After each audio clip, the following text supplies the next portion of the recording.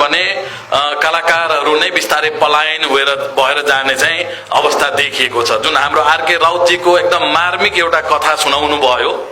हाम्रो पूर्व मन्त्री सञ्जयजीले, त्यो सुन्दा म पनि भावुक भएँ कि एउटा व्यक्ति जो आफ्नो परिवार पाल्नलाई विदेश जाने क्रममा आफ्नो माटो सम्झेर, आफ्नो कला, आफ्नो संस्कृति सम्झेर उहाँ प्लेनै छोडिदिनु भयो भने चाहिँ उहाँमा कति ठुलो एउटा भित्र एउटा आत्मामा कति ठुलो एउटा गुण उहाँमा आफ्नो संस्कृति र आफ्नो देशप्रति, आफ्नो माटोप्रति छ। यस्ता कलाकारलाई हामीले जोगाउन सकेन भने बिस्तारै त्यो कलाकार मात्र होइन, त्यो कला नै मर्ने अवस्थामा पुग्छ। त्यो मेरो एउटा मान्यता के छ भने जसरी आज यो सांस्कृतिक जनमत सङ्घको यहाँ गठन हुँदैछ, यो पनि एउटा माध्यम के हो भने कला र संस्कृतिलाई एउटा पार्टीको माध्यमबाट, एउटा सरकारको माध्यमबाट यिनीहरूको जगेर्ना गर्ने, यिनीहरूलाई बढाउने, यिनीहरूलाई मलजल गर्ने एउटा ठुलो दायित्व हामी जो राजनीतिक कर्मीहरू हुनुहुन्छ उहाँहरूमाथि आउँछ र यसको जगेर्ना पनि हामीले तदनुरूप नै गर्नुपर्ने आवश्यकता देखिन्छ र नेपालीले जोड्ने एउटा ठुलो कडीको रूपमा, एउटा ठुलो माध्यमको रूपमा कला संस्कृतिलाई लिन सक्नुपर्छ र हामी कहाँ एउटा विविधता भरेको एउटा देश, विभिन्न किसिमका भाषाभाषी भएको हाम्रो यो देश, विभिन्न किसिमका जात जातिहरू भएका देशमा संस्कृति पनि विभिन्न किसिमका छ, विभिन्न किसिमका भाषाहरू छ, आफ्नै संस्कृति छ, आफ्नै नाचगान छ, आफ्नै गीतहरू छ र यो एकले अर्कालाई सम्मान इज्जत गरिदियो, एकले अर्काको मन पराइदियो भने देश चाहिँ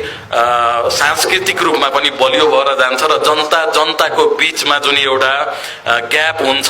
त्यसलाई पनि पूर्ण सकिन्छ भन्ने एउटा मान्यता म राख्ने व्यक्ति हो। तदनुरूप नै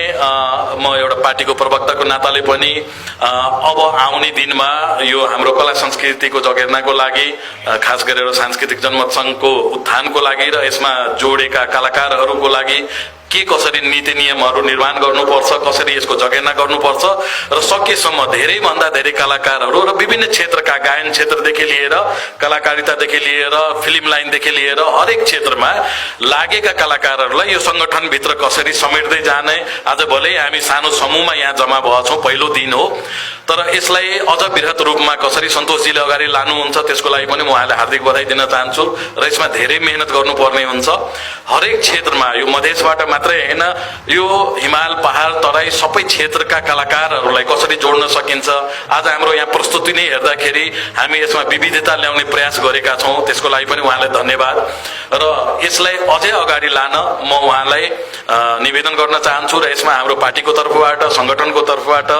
जे जति हेल्प हुन्छ, जे जति सहयोग हुन्छ त्यसको लागि म यहीँबाट प्रतिबद्धता व्यक्त गर्दै आज सबैजनालाई धन्यवाद दिँदै म आफ्नो दुई शब्द यहाँ टोक्याउन चाहन्छु। धेरै धेरै धन्यवाद।